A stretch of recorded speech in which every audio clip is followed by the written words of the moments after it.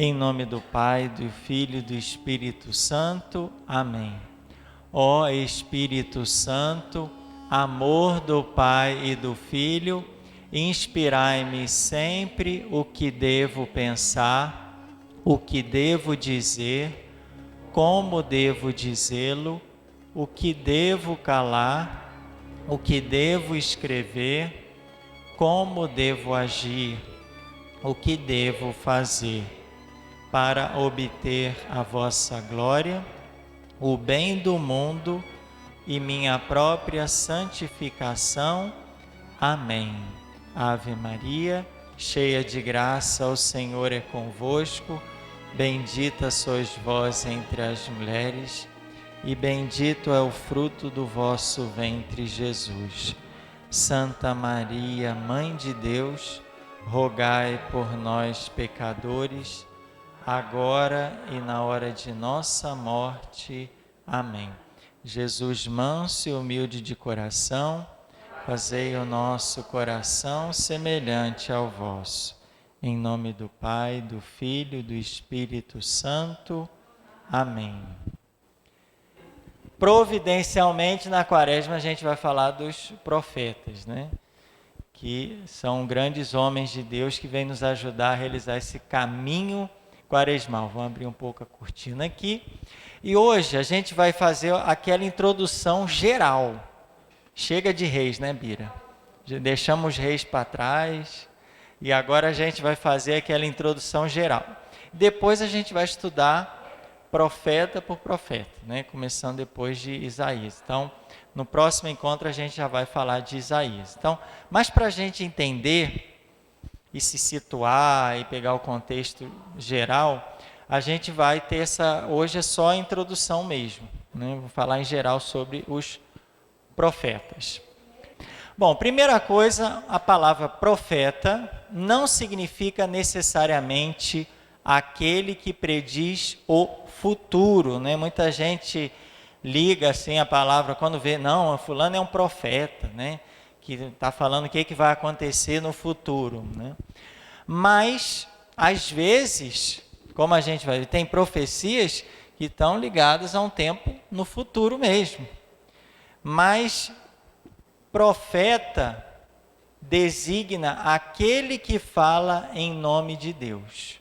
Alguém que recebeu um chamado especial e que tem uma mensagem divina, que fala em nome de Deus. Então, quando fala profeta, às vezes ele não tem algo para falar do futuro, às vezes é uma coisa até do presente, mas é alguém que está falando em nome de Deus. Seja para predizer o futuro, seja para interpretar o presente. A gente vai ver que tem profecias que estão relacionadas ao futuro e tem outras relacionadas ao presente também. Então, o profeta fala em nome de Deus. Os profetas, assim entendidos, existiram desde tempos antigos no povo de Israel. E eles começaram a existir a partir de Samuel, no século... Que século é esse aqui mesmo, que eu esqueci? Muito bem, 11 antes de Cristo. Então, a gente começa a ver, né, os profetas, ou seja, pessoas que falam em nome de Deus, a partir de Samuel, né? Samuel, vamos dizer assim, é o primeiro profeta assim, propriamente dito, né? Definido como aquele que fala em nome de Deus na Bíblia. Então, a gente tem aí Samuel até o profeta Malaquias, que é do século V antes de Cristo. Ou seja, de Samuel até Malaquias, a gente tem a série dos profetas ininterrupta, ou seja, não teve interrupção. Foi um profeta atrás do outro. Deus foi suscitando um profeta atrás do outro.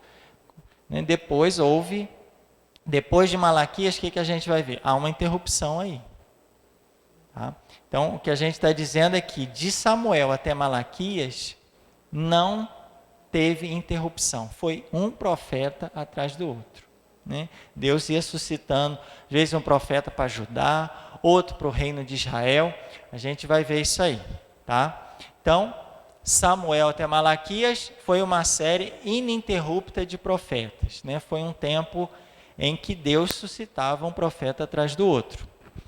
Também, na época de Samuel e depois, floresceram os chamados grupos de profetas, os chamados filhos dos profetas. Só que filho aqui não é que era filho no sentido de familiar, não. Aqui filho é o sentido de membro de um grupo, como a gente vai ver lá em 1 Samuel 10:5, 1 Reis 20:35. Eles chamam filhos dos profetas. Esses filhos aqui é entendido como alguém que faz parte do grupo dos profetas. Então, se a gente for lá, 1 Samuel 10:5, ali está falando de grupo de profetas. Pode ser que alguma tradução fale de filho de profetas. Mas olha ali, depois disso, chegarás a Gabaá de Deus, onde está a guarnição dos filisteus. E quando entrares na cidade, encontrarás um grupo de profetas descendo do lugar alto, precedidos de tocadores de harpas, tamborins, flautas e cítaras, também estes profetizando. Então tinha lá os cantores, tocadores, que também profetizavam, e era acompanhado de outros profetas, né, fazendo esse grupo de profetas aí. Tá? E aqui, falando essas indicações para Samuel. Quando ele chegar em Gabaá, ele vai encontrar esse grupo de profetas e muita gente acompanhando ali com harpa, tamborim, flauta, cítara, e os tocadores também estarão profetizando. Né? Então, em épocas antigas, era comum os profetas entrarem em êxtase, sob o influxo de sugestão individual ou uma sugestão coletiva. A gente está falando lá no início da profecia mesmo, né? Depois isso vai deixar de acontecer. Olha lá um exemplo, 1 Samuel 19, 20. Capítulo 19, versículo 20.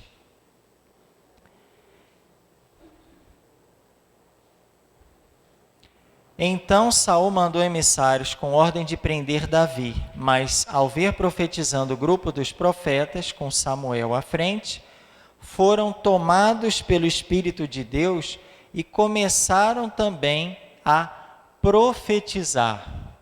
Quando isso foi relatado a Saul, este mandou outros emissários e também esses começaram a profetizar. Novamente enviou um terceiro grupo que também começou a profetizar. Saul foi então pessoalmente a Ramá, chegou à grande cisterna que está em Soco e perguntou: onde se encontram Samuel e Davi? Disseram-lhe: estão em Naiote de Ramá. Foi então para Naiote em Ramá, sobreveio-lhe o Espírito de Deus e ele começou a profetizar até chegar em Naiote em Ramá. Despiu também suas vestes, profetizando com os outros na presença de Samuel.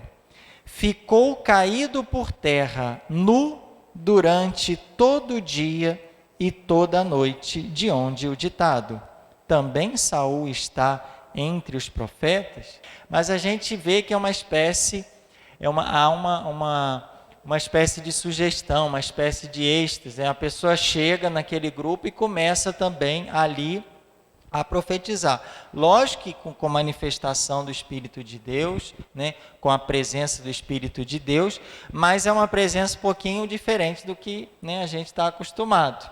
É uma espécie de sugestão, um êxtase que pode acontecer, seja de uma pessoa ou seja de uma coletividade, de um grupo de pessoas. Tanto é que as pessoas foram chegando e foram entrando naquele clima e também profetizando, né? São coisas assim que para a gente é meio estranho, né? A pessoa tirar a roupa e, né, começar a profetizar, depois cai por terra nu, né? São manifestações de uma espécie de êxtase, onde o Espírito de Deus se manifestava, que é diferente, lógico, do nosso tempo. Mas isso foi lá no início da profecia, tá? A gente está aqui ainda no livro de Samuel. Muitas vezes, né, essas profecias aconteciam impulsionadas por música, canto e dança. Tanto é que quando eles encontravam lá o grupo de profetas, vinha sempre os tocadores juntos, né, dançando, cantando e também profetizando. Esse costume, depois ele caiu em desuso, né? Ele foi um costume que aconteceu lá, né? Provavelmente, com certeza, que fazia parte um pouco lá da cultura, do contexto daquele tempo, que a profecia ocorria nessas situações de êxtase, de uma certa sugestão individual. Sugestão é quando a pessoa está como que meio tomada pela música, pelo ambiente, ela está naquele ambiente assim, acaba sendo influenciada pelo ambiente, tá? Mas isso depois caiu em desuso. O que acontece aqui no 1 Samuel, né, lá do tempo de Samuel e de Saul, depois ele foi deixando de existir. Tanto que a gente não vê depois relatos nos outros profetas posteriores, né? Só nesse tempo aqui, mas acontecia, é um jeito de Deus também, o Espírito de Deus se manifestar. Tá? Tranquilo? Diferente, né? É algo... Vocês já tinham reparado nisso, que a gente às vezes lê a passagem e passa batido, né? Não fica refletindo um pouco sobre isso. Mas os profetas, eles exercem papel importante na história de Israel. Por quê? Normalmente os reis tinham os profetas como conselheiros. Então, era comum os reis terem lá os seus conselheiros, os profetas, que convenciam, né, os profetas convenciam a não fazer alianças com povos estrangeiros. Por quê? Porque estas nações levavam facilmente o povo à idolatria, né? Essas alianças com os povos estrangeiros faziam que um povo caísse na idolatria, porque eles acabavam cultuando os deuses dos outros povos. Isso a gente já viu na história de Israel. E quem que reprimia isso, censurava isso? Era o profeta, que falava em nome de Deus. Eles também censuravam as injustiças e os abusos cometidos na corte ou até pelo povo. Reprimiam a idolatria e os falsos cultos que se infiltravam na praxe da população israelita. Então eles falavam contra os reis, mas também contra a corte e também contra o povo, quando eles viam que eles estavam aí praticando idolatria, coisas imorais. Então eles estavam lá para falar em nome de Deus e censurar e repreender enquanto eles viam coisa errada lá. Houve, sem dúvida, falsos profetas. Alguns, sem ter chamado divino, se apresentavam como profetas. Para quê? Olha, se eles estavam lá, conselheiro do rei, muitas vezes tinham acesso à corte. Volta e meia apareciam lá querendo ser profeta, mas que não tinham recebido o chamado divino. É o que Isaías vai falar lá, Isaías 30:10. Isaías 30:10. Isaías, já vamos abrir um texto aqui de um profeta. 30, versículo 10. 30:10. E que dizem aos videntes: nada de visões. Aqui vamos voltar ao versículo 9. Pois esse povo é rebelde, são filhos mentirosos, filhos que não querem ouvir a lei do Senhor e que dizem aos videntes: nada de visões. Quer dizer, a gente não quer visão. E dizem aos profetas: não nos mostreis o que é reto, falai-nos de coisas agradáveis, mostrai-nos ilusões, desviai-vos do caminho, apartai da vereda, tirai da nossa frente o Santo de Israel. Por quê? Porque muitas vezes o povo não queria ouvir a palavra de Deus, o povo não queria mudar de vida, o povo não queria se endireitar no caminho, então muitas vezes o povo falava nada de visões. E aparecia volta e meia alguém querendo agradar o povo, querendo falar só coisas agradáveis. Não, gente, tá tudo bem, continua aí que tá de boa, né? Aparecendo como se fosse um profeta, mas na verdade era um falso profeta.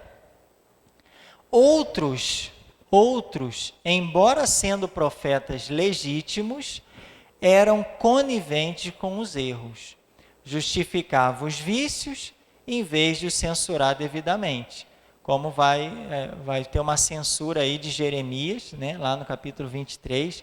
Quer dizer, o que a gente vai ter? Nós vamos ter profetas verdadeiros, que vêm em nome de Deus. Nós vamos ter aqueles falsos profetas que não receberam chamado nenhum, mas querem entrar lá na corte, receber benefícios. E nós vamos ter profetas verdadeiros que receberam chamados, mas que acabaram sendo coniventes com os vícios, né? Fechando os olhos para os vícios. Não vou falar não, porque ser profeta não deve ser fácil, né, gente? Aliás, não é fácil ser profeta, né? Porque você tem que, né, censurar, você tem que falar, esse caminho aí não está muito bom não, vamos corrigir esse caminho, não é uma coisa muito boa, né? Querendo ou não, né, todo mundo aqui já foi na vida ou é um pouco de profeta, né? Pai e a mãe tem que ser profeta, tem que falar em nome de Deus e tem que corrigir. Se falar só o que os filhos querem, por exemplo, não vai dar certo, né? A gente tem que ser profeta muitas vezes para o nosso irmão, né? Às vezes é um irmão de comunidade que está precisando de uma palavrinha, né, de correção, né? E aliás, nós somos profetas pelo nosso batismo. O nosso batismo fez da gente profetas. Nós participamos da tríplice função de Cristo, né? Que ele é profeta, sacerdote e rei. E nós somos, pelo batismo, nós somos profetas também.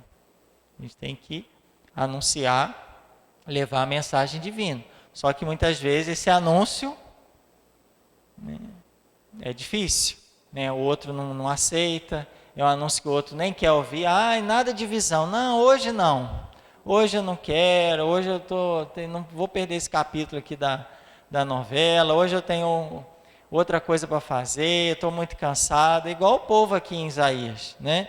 Nada de visão. Não, eu não quero saber o que é reto, não quero saber o que é certo, não.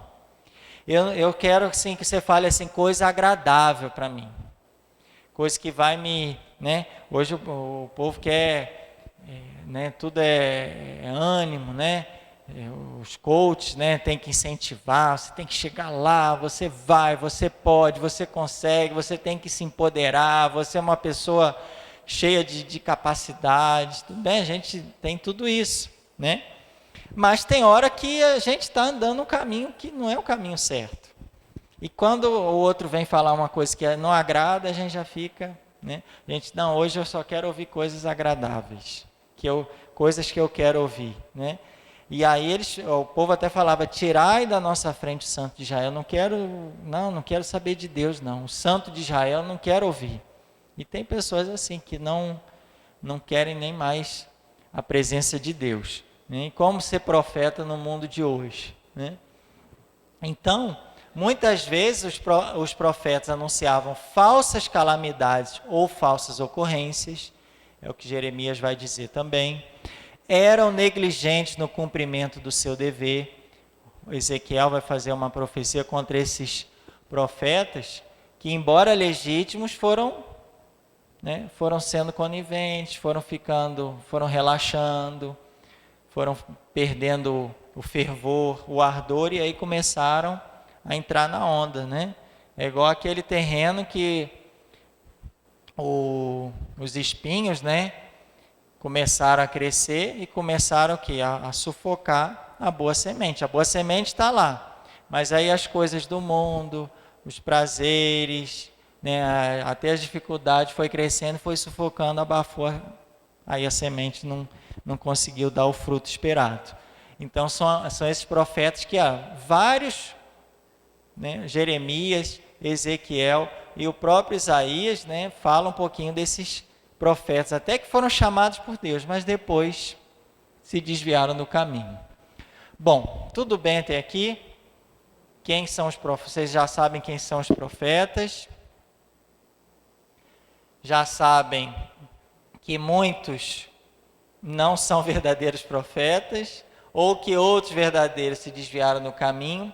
Nós temos profeta, quando que começou mesmo o primeiro profeta assim nessa... E terminou em... O povo está afiado, hein, Bira? Bom, nós tivemos então profetas antes do exílio? Sim. Né? O próprio Samuel já antes do exílio. Todos esses profetas aí que a gente está vendo, né, um grupo de profetas são antes do exílio. Ou seja, o exílio foi de 587 a 538.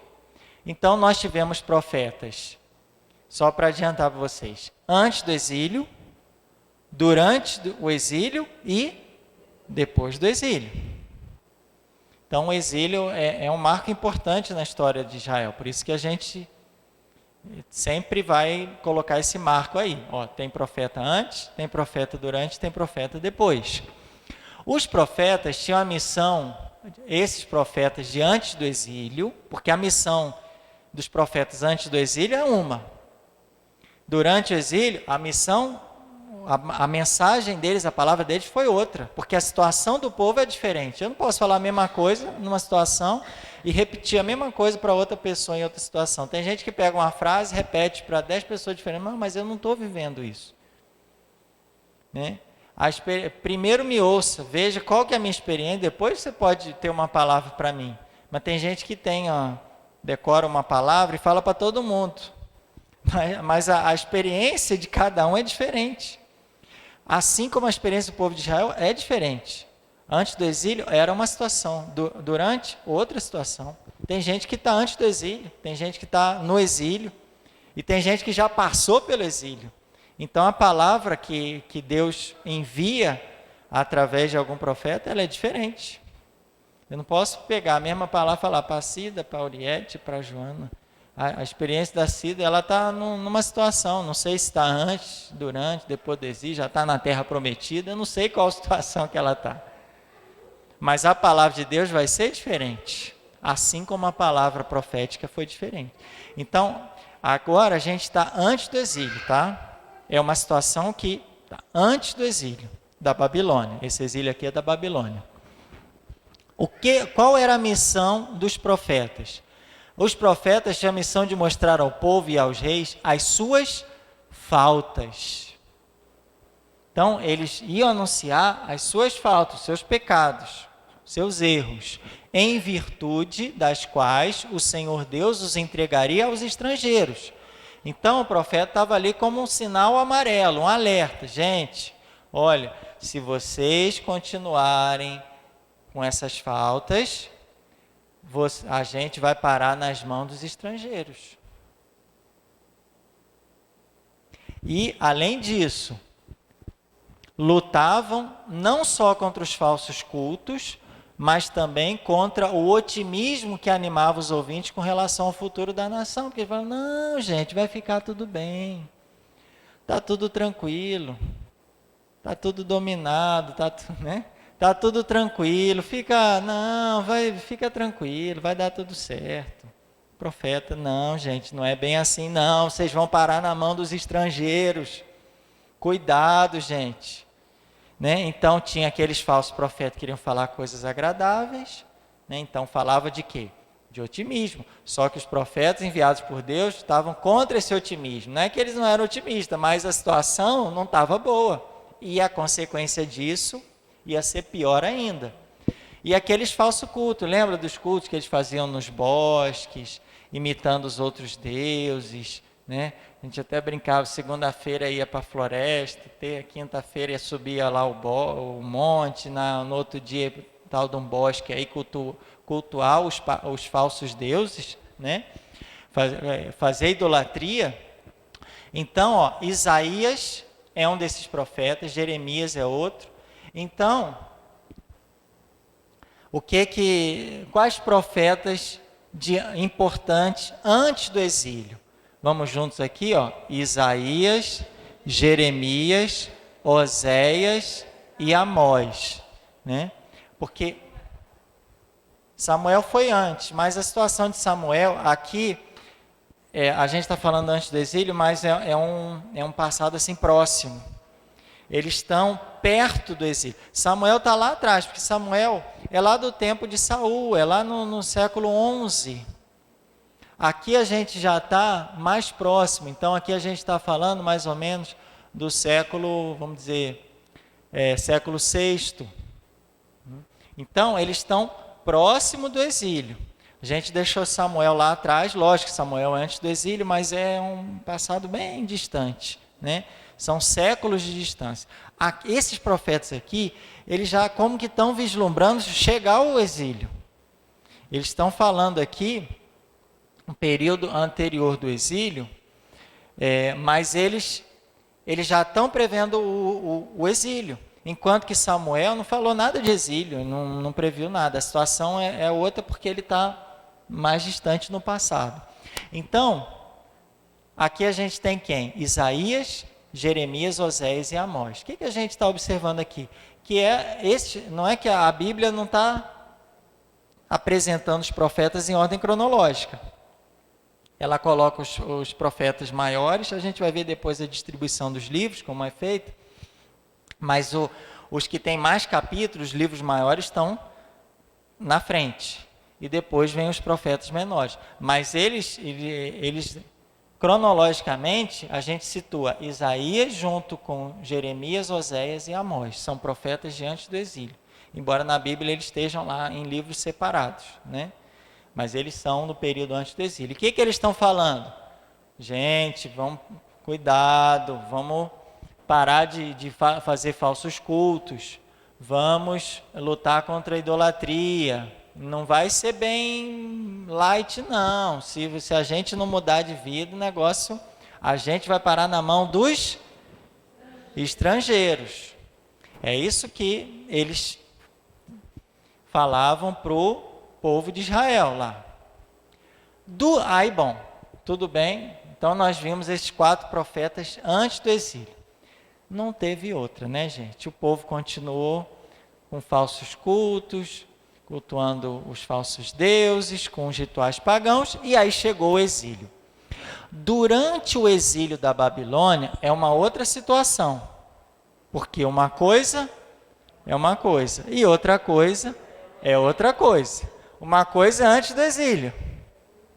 Agora já chegou no exílio, já era. Eu vou continuar falando contra o otimismo? Não, porque agora a situação mudou.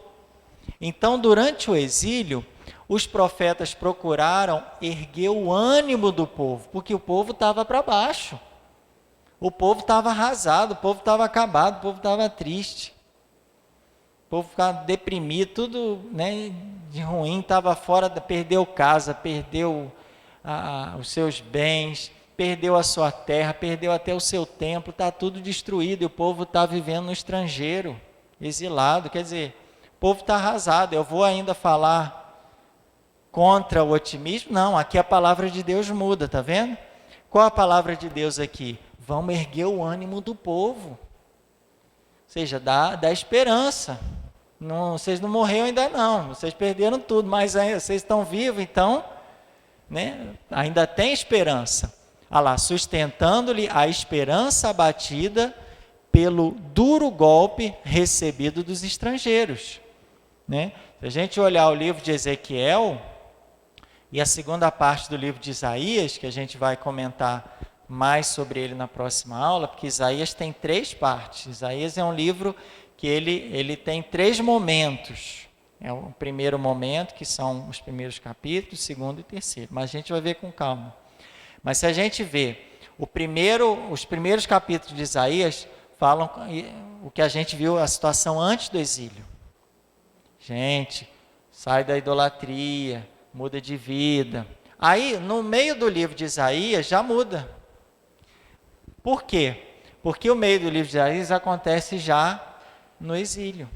Então, a palavra de Deus, o discurso, a mensagem de Isaías muda. É uma mensagem de otimismo, de esperança, de ânimo. E a gente tem aí também o Ezequiel, né? O profeta Ezequiel, que foi um profeta que profetizou enquanto o povo estava no exílio da Babilônia. Então a gente tem que ver qual a palavra de Deus dentro do seu contexto. E às vezes o mesmo livro apresenta momentos diferentes. Mas por que Isaías lá no início estava, né, falando com o povo, exortando a mudar de vida, falando que se eles não fizerem, se eles mudarem, eles vão cair na mão dos estrangeiros. De repente, no meio, a palavra de Isaías muda, né? Começa a animar o povo, dá esperança. Mas ele não estava lá no início metendo a bronca no pessoal, agora mudou? Sim, porque a outra parte do livro é outra situação que o povo está vivendo, tá? E aí a gente chegou na parte depois do exílio. É outra situação, é outro contexto. Nós temos quem como profeta? Vamos juntos? Ageu, Zacarias e Malaquias, né? Que são, assim, os profetas chaves principais desse período depois do exílio. E aí a situação é diferente. Eles vão censurar as faltas? Não. Vão dar esperança? Não, porque o povo já voltou para a terra. Então, o que eles vão fazer? Vão incentivar agora o povo a reconstruir o templo, os muros e a cidade de Jerusalém. E a empreender a reforma religiosa, moral e social da comunidade judaica, predizendo a glória do futuro rei Messias. Aqui as profecias já começam a olhar para quem? Para Jesus, né? Bom, vocês voltaram para a terra, mas a história não acabou aqui não. Está tudo perfeito, 100%, é o céu. Não, calma. Então, os profetas já começam a falar, vai vir um rei, vai vir um Messias, né? Que esse sim vai restaurar o povo. Porque, por mais que o povo volte, aí o que o profeta tem que fazer? Bom, chegou, como é que está a casa? Está tudo destruído. Então, as profecias vão de encontro o quê? A essa reforma religiosa, reforma do culto, reforma da cidade, reforma do templo, reforma da casa, tem que reconstruir tudo. Então a palavra de Deus vai nesse sentido, de reconstrução, de reforma. E também, já que o pessoal conseguiu voltar para a terra, agora as profecias têm um olhar mais para o rei Messias, para uma outra, a vinda de um outro rei, esse sim, que vai instaurar o seu reino entre nós, que vai trazer um reino de paz, de justiça e de amor, que não é desse mundo, mas ele veio trazer o seu reino para esse mundo, para mudar as coisas a partir do nosso coração, do nosso interior. Então, esses profetas vão já olhar para frente, para o futuro. Bom, a gente voltou para a terra, agora vamos ter que arrumar a casa. Vamos arrumar a casa? Vamos. E aí vem as profecias já em vista de um outro rei Messias. Tá? Então a gente tem os profetas antes do exílio. Alguém lembra de um profeta antes do exílio? Isaías, Jeremias, Oséias e Amós, né? Agora pode olhar, né? Pode colar depois. Depois, profetas durante o exílio, né? Ezequiel, e a gente tem um segundo Isaías aí, né? Uma segunda fase de Isaías, vamos dizer assim. E depois do exílio, a gente tem lá Ageu, Zacarias e Malaquias. Tem muitos outros no meio, né? São vários profetas, mas esses vão ter uma mensagem mais focada nessas etapas da vida do povo, né? Antes do exílio, durante e depois do exílio. Bom, os escritos dos profetas, às vezes, gente, são obscuros. Ou seja, é difícil a gente interpretar, é difícil entender. Por quê que eles são assim?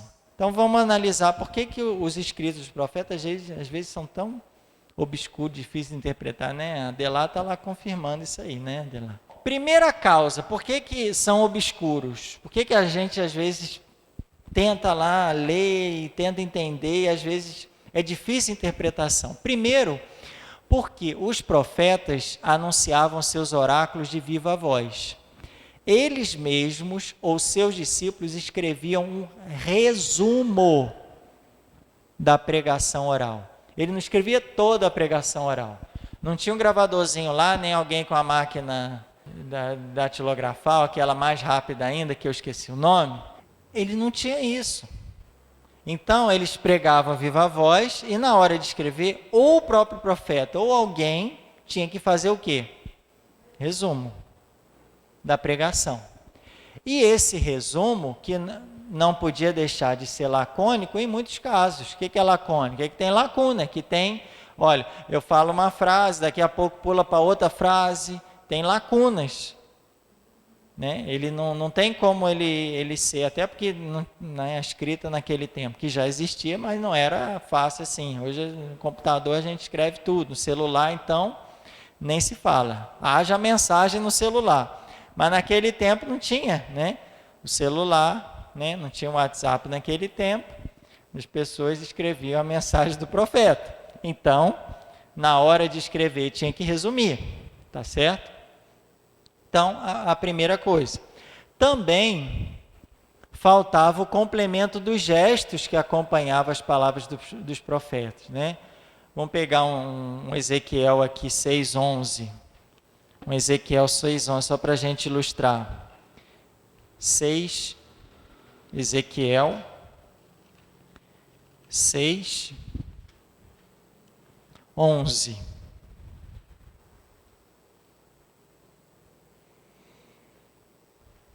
Que muitas vezes a profecia era acompanhada de gestos. E alguns gestos aparecem nos livros, outros nem aparecem. Mas, por exemplo, esse aqui de Ezequiel aparece, 6:11. Assim diz o Senhor Deus: bate com a mão, bate com o pé e dize: ai, por causa de todas as abominações funestas da casa de Israel. Eles tombarão pela espada, pela fome e pela peste. Então tinha um gesto acompanhando a profecia. Estava batendo lá a mão, batendo o pé e gritando, ai. Não desse jeito, mas bem... ai! Né? Ai, aí o povo parava, o que está acontecendo? É profeta, tem profeta na área aí. Quando tinha alguma coisa assim um pouquinho diferente, tem profeta na área aí. Aí ele falava, por causa das abominações da casa de Israel, eles vão tombar pela espada e pela fome. E ali tem outros gestos, né? Ezequiel tem muitos gestos peculiares, assim, que acompanham a palavra da profecia. Então, por que é difícil a interpretação? Porque a pregação oral é uma coisa, na hora de escrever era um resumo, faltava, né, algumas partes, e também é uma pregação que acompanhava de gestos. Né? E muitas vezes, na hora de escrever, faltava ou uma parte da pregação, ou a explicação melhor de algum gesto, enfim. Então, por isso que ele é mais difícil de entender. Mas não só por causa disso.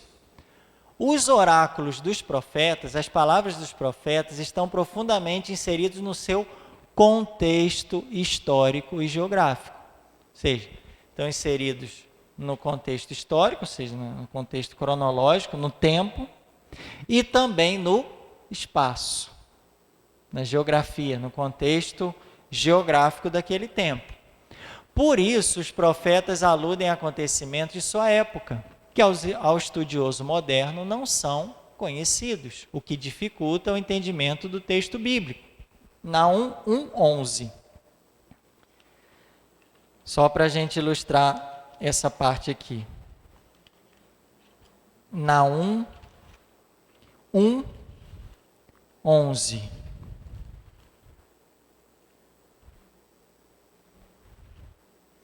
Naum está depois de Miqueias. É um profeta cujo livro só tem 3 capítulos. Naum 1:11. Olha lá o que diz.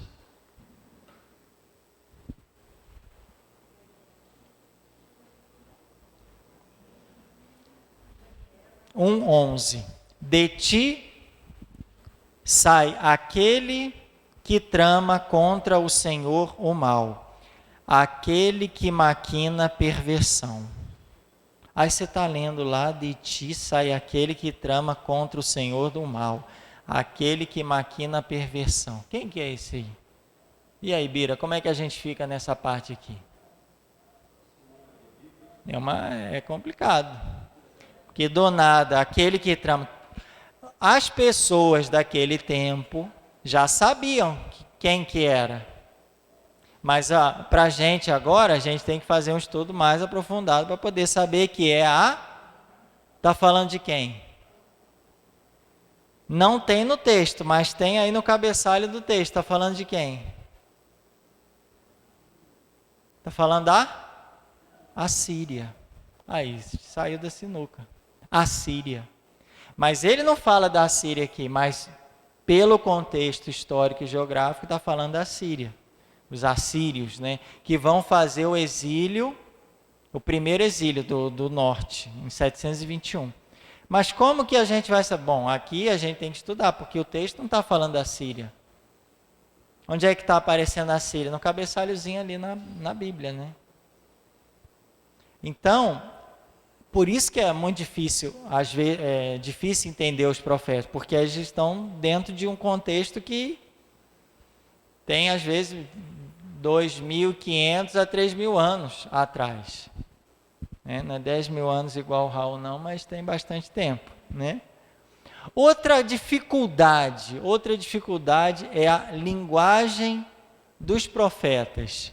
De acordo com o estilo dos orientais, eles recorrem a expressões e imagens hiperbólicas que deixam o leitor, por vezes, confuso.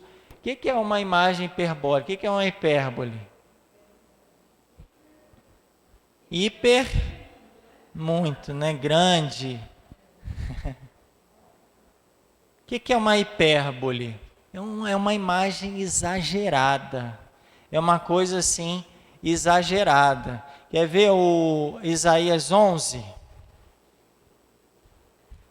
Eu coloquei até uma figura ali para ilustrar um pouco essa profecia. Isaías 11. Vocês acharam Naum? Tem gente que está procurando Naum até agora, né? Vocês conseguem? Você emperrou em Naum, gente? Tem gente que nem sabe. Nossa, tem Naum aqui, eu nem sabia que na minha Bíblia tinha Naum. Isaías 11, olha lá, de 6 a 8. Isaías 11. Se não conseguiu achar em Naum, depois daqui, vocês vão tentando em casa, que tem, viu? Isaías 11, de 6 a 8. Olha que imagem essa exagerada, né? Porque a Isaías está falando de um novo Davi, né? Um novo rei. E aí, 11, 6, olha que fala. O lobo, quando um ramo sairá do tronco de Jessé, né? A gente já conhece essa passagem, vai ter o Espírito do Senhor.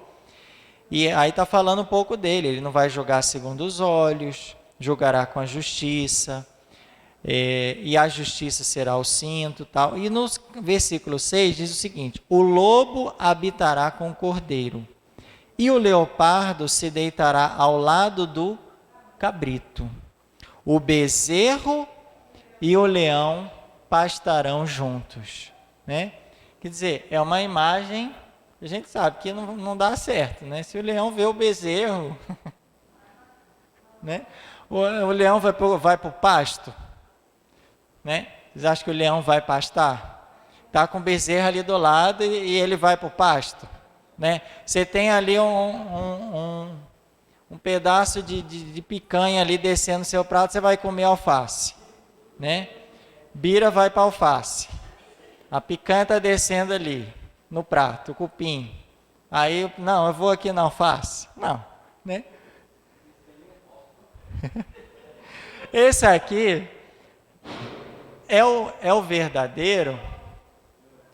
Olha, esse é o verdadeiro, mas ele está trazendo aqui uma imagem exagerada da justiça que vai se instaurar na terra, né? Da paz que vai ter tanta paz, tanta justiça, que o leão vai pastar junto com o cordeirinho, né?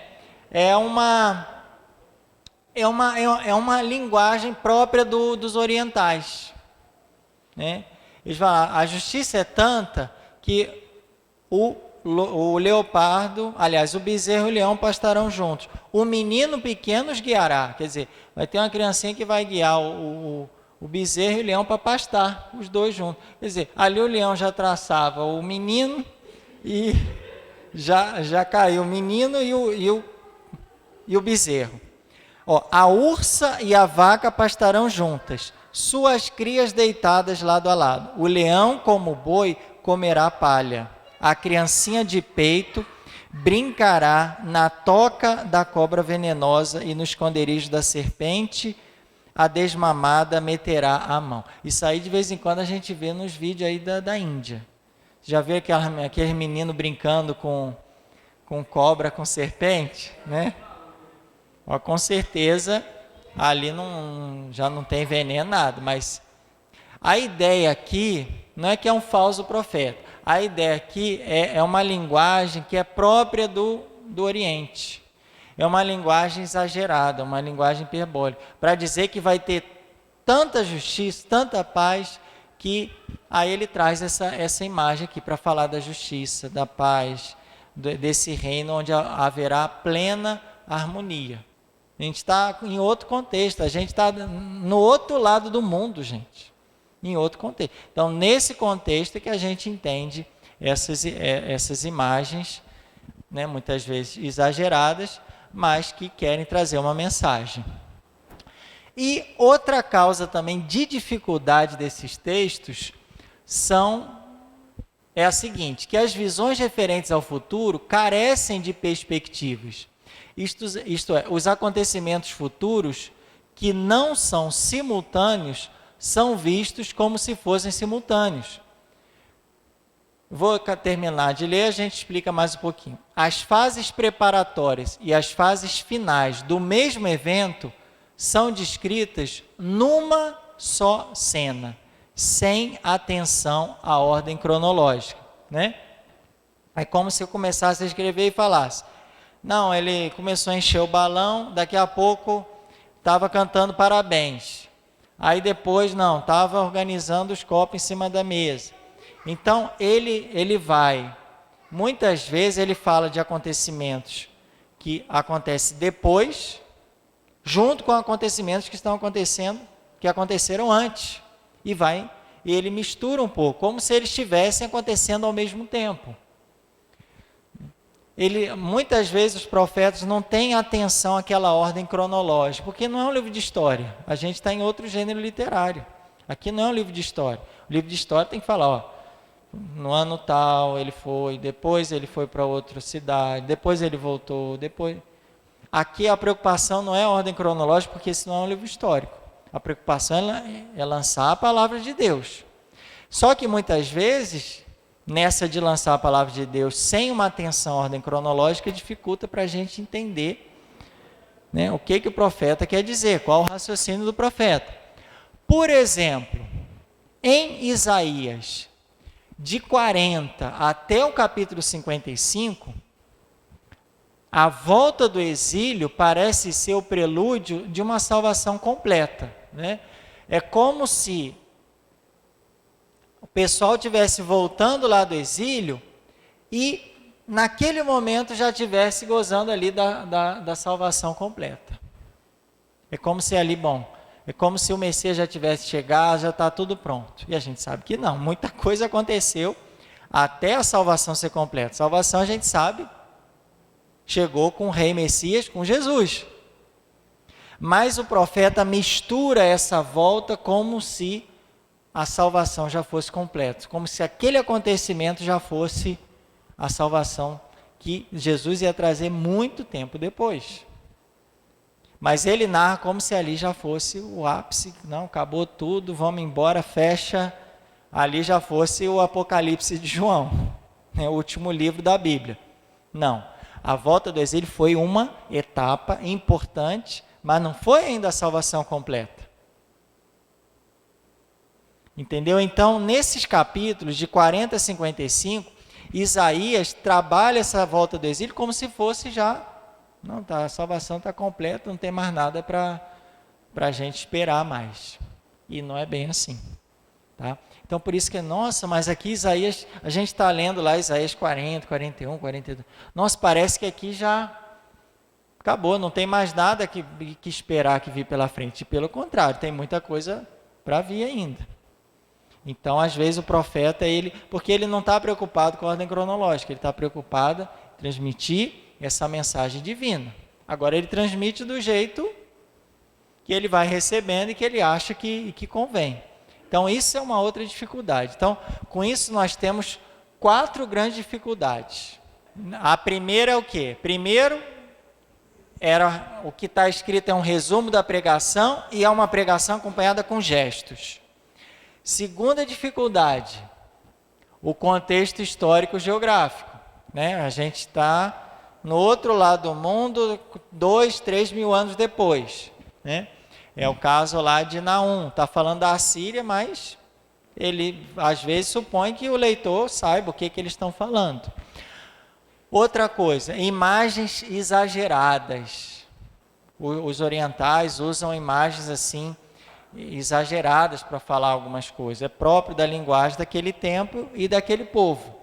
E, como Oriete falou, eles não estão muito preocupados com a ordem cronológica. Então, tudo isso cria dificuldade para a gente entender. Mas muita coisa a gente consegue entender. Né? Por isso que a gente está aqui para tentar compreender mais e melhor, pelo menos, algumas passagens e ter alguma chave de leitura para a gente entender melhor os profetas. Né? Essa estante da biblioteca, aqui, ó, a estante da biblioteca a gente vai agora aprofundar, são esses aqui, ó.